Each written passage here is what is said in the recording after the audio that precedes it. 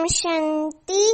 23 मार्च 2022 आज के बाबा की साकार महावाक्य।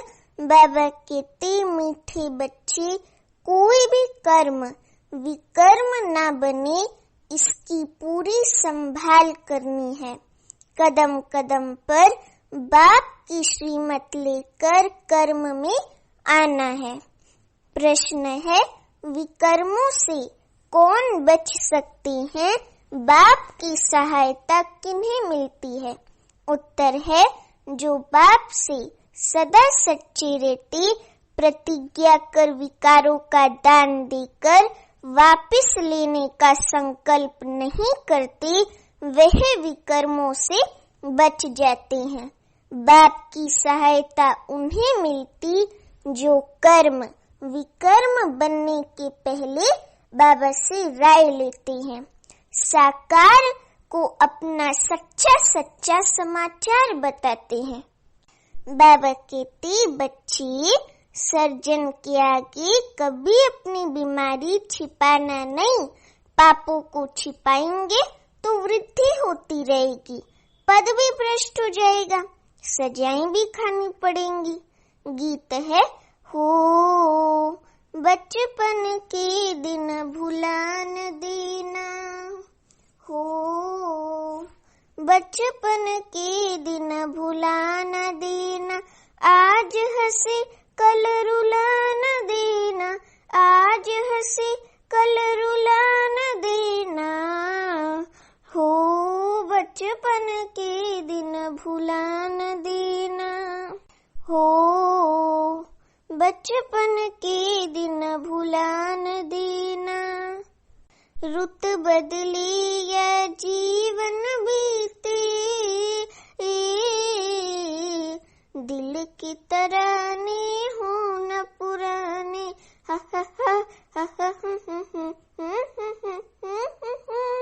नैनों में बनकर सपन सुहाने, आएंगे एक दिन यही जमाने,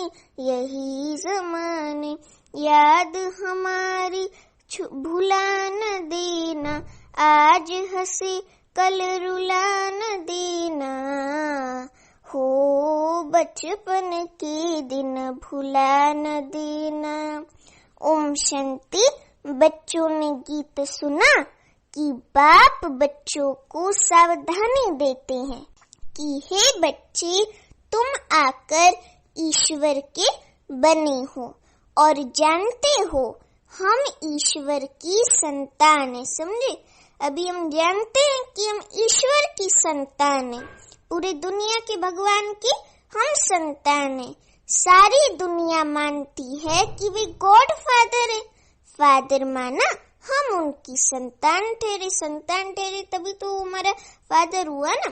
तो परम पिता तो बच्चे ही कहेंगे, तुम लौकिक के बच्चे तो हो, अब पारलौकिक बाप शिव बाबा के बने हो। बाबा कहते किस लिए? बेहद के बाप से बेहद सुख का वर्षा लेने के लिए।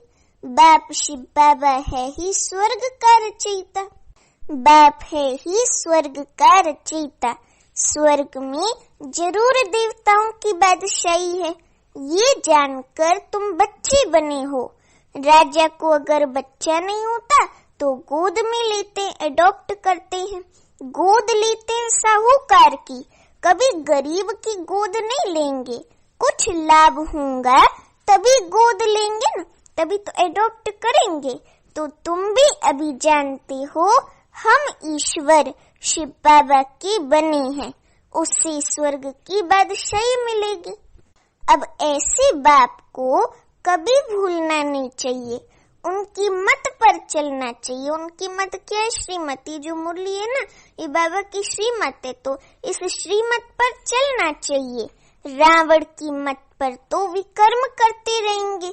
इन 5 विकारों के वश नहीं होना है। कहाँ भी देखो धोखा खाता हूँ तो झट बाप से मत लेना, झट बाबा से राय लेना कि बाबा ऐसी परिस्थिति में हमको क्या करना चाहिए। तो बाबा झट राय बताएंगे, तो उस राय से चलेंगे तो और अच्छा होगा, फायदा होगा। तो कर्म विकर्म बनाने के पहले पूछना चाहिए। तो बाबा हम ये कर सकते हैं? तो समझाया जाता है कि कभी देह अभिमान में नहीं आना, अपने को आत्मा समझ परम पिता परमात्मा की मत पर चलते रहना। कदम कदम अपने को आत्मा समझ परम पिता परमात्मा की मत पर चलते रहना। कदम कदम कभी कोई बात समझ में न आए तो पूछना कि बाबा मैं फलाने पर फिदा हुआ हूँ, मेरे को काम की भूत ने घेरा है, तूफान तो बहुत आएंगे, परंतु अपने को संभालना है। गटर में गिरा तो गोया बेहद के बाप को भूल काला मुंह कर दिया। बाबा तुमको गोरा बनाने आए हैं, इसलिए 5 विकारों के फंदे में कभी नहीं फंसना। फंसेंगे तब जब देह अभिमान में आएंगे, है ना। देह अभिमान सारे विकारों की जड़ है, इसलिए देह अभिमान में नहीं आना है, नहीं तो चारों विकार प्रवेश हो जाते हैं। तो देही अभिमानी होगा तो बाबा का डर रहेगा। डर माना धर्मराज की डंडी न पड़ी, इसका डर रहेगा। फिर उससे पुरुषार्थ करेंगे, अलबेले नहीं होंगे, तो बाबा का डर रहेगा। विकार में जाने से तो बड़ा विकर्म बन जाएगा, क्योंकि तुमने विकारों का दान दिया है। अगर दान देकर वापस लिया तो हाल वही होगा। जैसे हरिश्चंद्र का मिसाल है, यहाँ पैसे की तो कोई बात नहीं, यहाँ तो है 5 विकारों का दान। तुम्हारे पास जो कांटे हैं वह दान में दे दो, कभी काम में नहीं लाना। अगर वापस लेना हो तो इतलाब करना, न बताने से पाप वृद्धि को पाता जाएगा, फिर विकार में जाते रहेंगे। बतलाने से सहायता मिलेगी। हम शिव बाबा की बच्चे हैं, बाबा से प्रतिज्ञा किए हमने कि हम कभी हार नहीं खाएंगे। ये है 5 विकारों रूपी दुश्मन को जीतने की बॉक्सिंग, उसमें कभी हराएंगे नहीं। अगर गिरा तो शिव बाबा तो झट जान जाएगा। फिर हुक्म मिलता है साकार को लिखना, नहीं लिखेंगे तो विकर्म बढ़ता जाएगा और 100 गुना सजा खानी पड़ेगी। बाबा को बताने से आधा कट हो जाएगा। ऐसे बहुत बच्चे हैं जो लज्जा के मारे समाचार देते नहीं है। अरे सर्जन से क्यों छुपा रहे हो बीमारी? लज्जा नहीं आनी चाहिए, सच सच बाबा को बताना चाहिए, बाबा से राय लेनी चाहिए। तो कईयों को लज्जा आती है, लज्जा के मारे समाचार देते नहीं है। जैसे कोई गंदी बीमारी होती है तो सर्जन को बताने में दिल खाती है, तो सर्जन क्या कहेंगे? फिर नतीजा क्या निकलता है? बीमारी बढ़ती जाती है। बाप समझाते हैं बच्चे कोई भी पाप हो तो छिपाना नहीं तो बिल्कुल पद भ्रष्ट हो जाएगा और कल्प कल्पांतर ऐसा ही पद भ्रष्ट मिलेगा, फिर ज्ञान तो ले नहीं सकेंगे। पूछते हैं बाबा उनकी गति क्या होगी? तो बाबा कहते हुए बहुत सजा खाएंगे।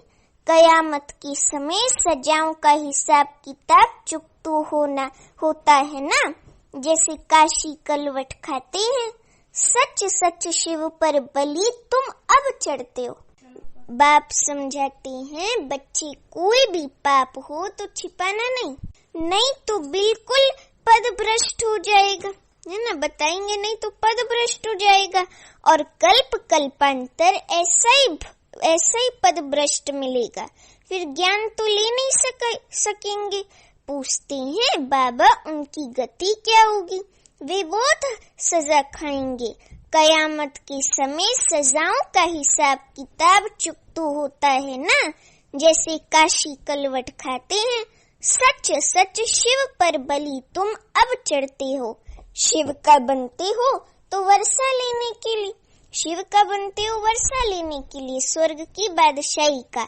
बाकी वे जो काशी कलवट खाते हैं वे तो घात करना है, परंतु नौदा भक्ति से बलि चढ़ते हैं। तो जो पाप किए हुए हैं उसकी सजा उस समय भोग कर पाप खत्म होते हैं। फिर पाप करने से तो छूट न सके, योग अग्नि से ही पाप भस्म हो सकते हैं। ये जो माया का राज्य है ना, कलयुगी दुनिया, तो इस माया के राज्य में कर्म विकर्म ही बनते हैं। सतयुग में विकर्म नहीं बनता, क्योंकि माया का राज्य ही नहीं। अब सारी दुनिया भ्रष्टाचारी है। पहला नंबर भ्रष्टाचार है विकार में जाना। जो पैदा ही भ्रष्टाचार से होते हैं वे पाप ही करते हैं। है ही रावण राज्य, रावण को जलाते हैं, रावण को दशहरे के त्योहार पर जलाते हैं। परंतु रावण क्या चीज है वे बिल्कुल ही नहीं जानते। रावण कहा ही जाता है 5 विकारों को।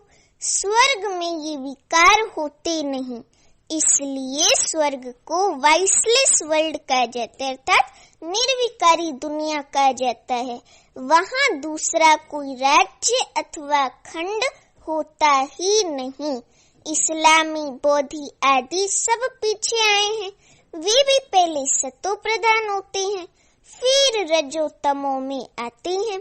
सत्युग त्रेता में संपूर्ण निर्विकारी थे, अब धीरे धीरे संपूर्ण विकारी बनते आए हैं। पूरा विकारी बनने में भी समय लगता है। सतयुग में 16 कला, फिर 14 कला, फिर कला उतरती जाती हैं, क्योंकि है ही उतरती कला। द्वापर युग से तो उतरती कला है ना, तो अब तुम्हारी है चढ़ती कला। चढ़ती कला राम बनाते हैं, राम माना शिव बाबा बनाते हैं। उतरती कला रावण बनाते हैं। देखो कॉन्ट्रास्ट, चढ़ती कला बनाते हैं राम शिव बाबा और उतरती कला बनाते हैं रावण। 5 विकार तो जैसे चंद्रमा की धीरे धीरे कला कम होती जाती है, दुनिया भी ऐसे है। अभी तो 9 कला, सतयुग में तो एक भी कला नहीं है, 9 कला हो गया एकदम। ऐसे समय पर बाप आकर फिर 16 कला बनाते हैं। ये खेल सारा भारत के ऊपर ही बना हुआ है। वर्ण भी भारत पर ही है, नहीं तो 84 जन्मों का हिसाब कहाँ। बाप समझाती हैं ये है ही आयरन एजेड दुनिया। कलयुग का अंत है, फिर सतयुग का आदि होगा। जो देवी देवता धर्म वाले धर्म भ्रष्ट कर्म भ्रष्ट हो गए हैं वे फिर आएंगे। तुम आए हो ना, देखो झाड़ के अंत में ब्रह्मा खड़ा है। झाड़ के अंत में माना सबसे ऊपर में संगम युग में ब्रह्मा खड़ा है कल्प वृक्ष के चित्र में, तो वे है तमो प्रधान और नीचे तपस्या कर रहे हैं। नीचे सतयुगी दुनिया के नीचे जड़ में बैठ करके तपस्या कर रहे हैं सतो प्रधान बनने के लिए। तो जैसे ब्रह्मा तपस्या कर रहे हैं वैसे ब्रह्मा कुमार कुमारियां, अब जो ये ब्रह्मा सतो प्रधान बन रहे हैं उनमें परमात्मा आकर अर्थात प्रवेश होकर के उनके तन में अपना परिचय देते हैं शिव बाबा। समझे, इनको बताते हैं तो बच्चों को भी बताते हैं। बाबा और तुम बच्चे जो कल्प वृक्ष के नीचे तपस्या कर रहे हो देवता बनने के लिए, ये मंदिर हूबहू तुम्हारा जड़ यादगार है। अब ऐसा कोई बुद्धिमान बच्चा हो तो इस मंदिर की पूरी हिस्ट्री ज्योग्राफी बताए कि ये ऊंचे से ऊंचा मंदिर है, इसमें मम्मा भी है बाबा भी है, बच्चे भी तपस्या कर रहे हैं। जिन्होंने भारत को स्वर्ग बनाया है उनकी हिस्ट्री ज्योग्राफी विलायत वाली सुनेंगे तो कहेंगे ये तो हमारे बाप का मंदिर है जो भारत को हेवन बनाते हैं। जो इस समय प्रैक्टिकल में बैठा है शिव बाबा, ये तो कोई जानते नहीं। ये सब चित्र अंधश्रद्धा के बने हुए हैं। जितने भी भक्ति मार्ग में चित्र है ना, ये सब अंधश्रद्धा के चित्र बने हुए हैं। इनको भूत पूजा कहा जाता है, गुड़ियों की पूजा। गुरु नानक की आत्मा जिसने सिख धर्म स्थापन किया वे नई आत्मा थी, निर्विकारी थी। वे कहाँ आई? जरूर किसी शरीर में प्रवेश किया होगा। तो पवित्र आत्मा कभी दुख नहीं भोग सकती। पहले तो उनको सुख भोगना है, पीछे दुख। ऐसा कोई भी कर्म ही नहीं किया तो दुख क्यों भोगे? हम भी पहले संपूर्ण रहते हैं, संपूर्ण 16 कला संपूर्ण रहते हैं सतयुग में, फिर धीरे धीरे कलाएं कम होती हैं। सतयुग में होते हैं हम 16 कला संपूर्ण, फिर त्रेता युग में 14 कला संपूर्ण, फिर द्वापर युग में 8 कला, फिर अभी कलयुग में तो 9 कला। तो धीरे धीरे कलाएं कम होती हैं। हर एक मनुष्य का ऐसे होता है। बुलाती हैं पतित पावन आओ, तो जरूर आकर पावन दुनिया की स्थापना करेंगे और पतित दुनिया का विनाश करेंगे। तभी तो पतित पावन कहते हैं। ब्रह्मा द्वारा स्थापना और शंकर द्वारा विनाश, कितना अच्छी रीति समझाते हैं। ये उनकी बुद्धि में बैठेगा जो देवी देवता धर्म का होगा। इसलिए बाबा कहते हैं भक्तों को ये ज्ञान दो। कोई पता ही नहीं है कि हम पहले देवी देवता धर्म के थे, फिर असुर बने हैं। लक्ष्मी नारायण ने पूरे 84 जन्म लिए हैं। अभी तुम शूद्र से ब्राह्मण बने हो, जो बाद में आते हैं वे ब्राह्मण नहीं बनेंगे। ये बातें उनकी बुद्धि में बैठेंगी जिनकी बुद्धि में कल्प पहले बैठी होंगी, है ना। ये सब बातें जिनकी बुद्धि में कल्प पहले बैठी होंगी, उन्हीं की बुद्धि में ये ज्ञान की बातें अभी भी बैठेंगी। नहीं तो बाहर गया और खलास, नहीं तो बाहर गया कोर्स करके और ज्ञान खलास। इसमें मेहनत है। और जगह तो सिर्फ कथाएं सुन, फिर घर में आकर विकारों में गिरते हैं। गुरु को पूरा फॉलो करते नहीं, फिर फॉलोअर्स कैसे कहलाएंगे? अरे जब तुम गुरु को फॉलो ही नहीं करते हो तो कहाँ से फॉलोअर्स हो गए? तो गुरु लोग भी उनको कुछ कहते नहीं। अगर कहें तो फिर एक भी फॉलोअर्स न रहे, अगर कुछ कहें तो फिर एक भी फॉलोअर्स न रहे ना, फिर खाएं कहाँ से? गृहस्थियों का ही तो खाते हैं। फिर विकारियों के पास जन्म लेना पड़ता है। देवताएं तो सन्यास करते नहीं। ये है प्रवृत्ति मार्ग का सन्यास। ये जो बाबा का बेहद का सन्यास है ना, ये है प्रवृत्ति मार्ग का सन्यास। और उन सन्यासियों का है, वे है निर्वृत्ति मार्ग का सन्यास। बाप आकर स्त्री पुरुष दोनों को समझाते हैं। बच्चे संपूर्ण पवित्र बनेंगे तो संपूर्ण राज्य पद पाएंगे, कम पवित्र बनेंगे तो कम पद पाएंगे। पवित्रता के ऊपर निर्भर करते हैं ना। अभी आप संपूर्ण पवित्र बनोगे तो आप सतयुग में संपूर्ण राज्य पद पाएंगे, और कम पवित्र बनेंगे तो कम पद पाएंगे। क्योंकि पहले स्लोगन में क्या है? पवित्र बनो फिर योगी बनो। तो पवित्रता जो है वो इम्पोर्टेंट है।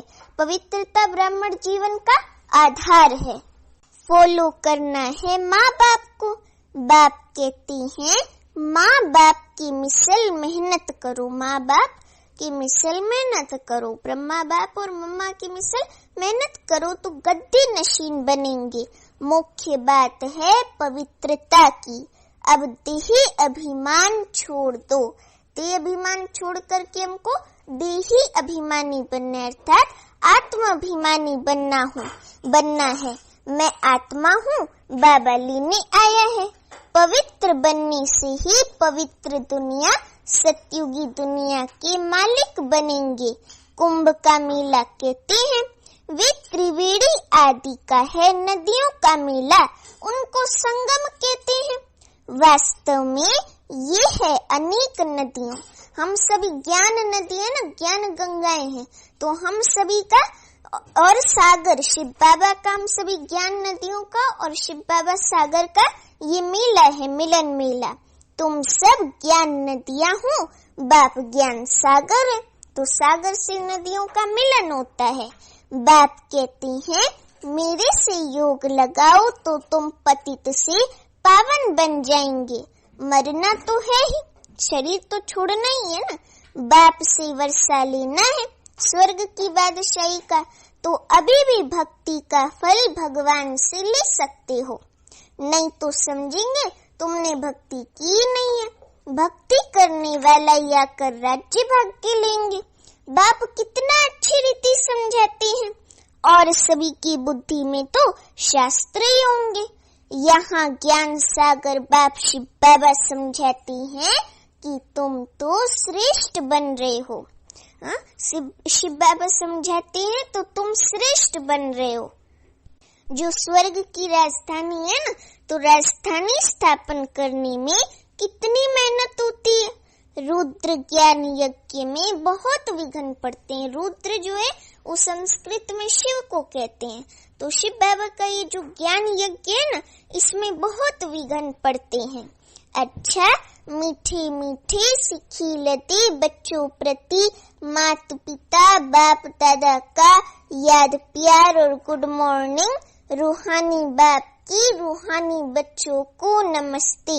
अभी हम रूहानी बच्चों की रूहानी माता पिता बाप दादा को याद प्यार गुड मॉर्निंग और नमस्ते।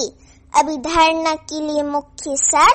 पहली पॉइंट, देही अभिमान में आकर कभी भी विकारों के फंदे में नहीं फंसना है। कर्म विकर्म ना बने, इसलिए कर्म के पहले बाप से राय लेनी है। दूसरी पॉइंट, माँ बाप को फॉलो करना है। फॉलो मदर फादर करना है, फॉलो सिस्टर ब्रदर नहीं करना है। तो ऊंच पद के लिए संपूर्ण पावन जरूर बनना है। वरदान है, न्यारेपन की अवस्था द्वारा पास विद ऑनर का सर्टिफिकेट प्राप्त करने वाले अशरीरी भव।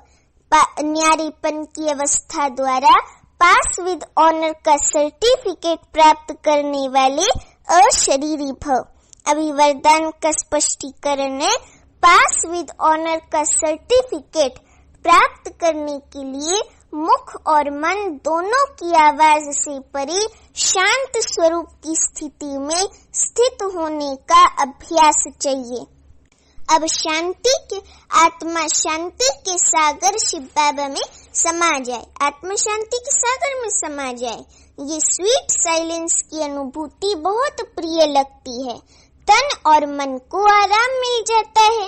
अंत में ये अशरीरी बनने का अभ्यास ही काम में आता है। शरीर का कोई भी खेल चल रहा है, अशरीरी बन आत्मा साक्षी न्यारा हो, अपने शरीर का पार्ट देखे तो यही अवस्था अंत में विजयी बना देगी।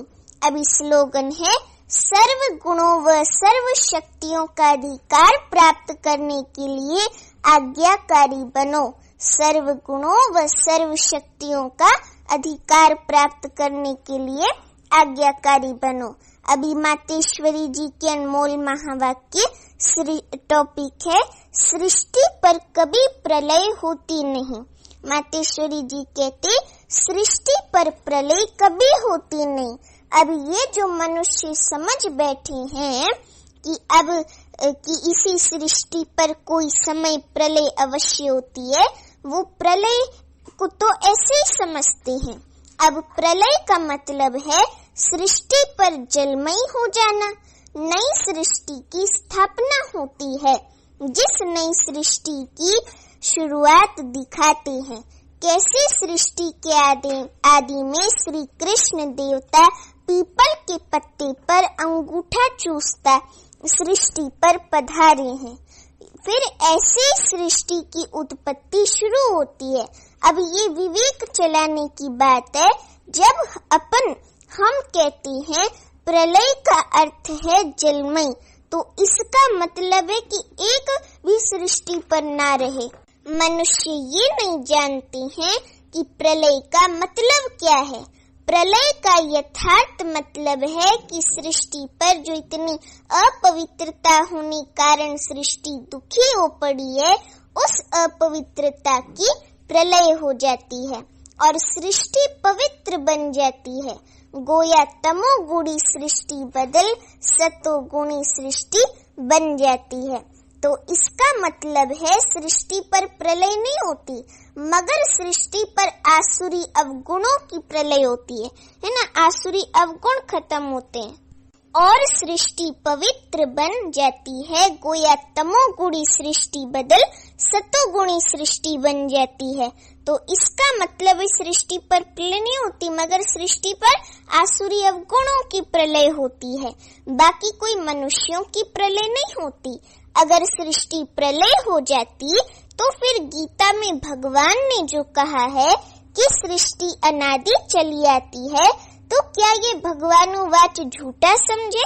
बाकी इतना जरूर है कि पुरानी दुनिया अर्थात तमोगुणी सृष्टि का विनाश हो, फिर नई सतोगुणी दुनिया की स्थापना होती है। तो विनाश और स्थापना का कार्य दोनों इकट्ठा चलता आता है। ऐसे नहीं कहेंगे कि सृष्टि प्रलय हो जाती है, नहीं, इसी सृष्टि पर स्वर्ग और नर्क की स्थापना होती है।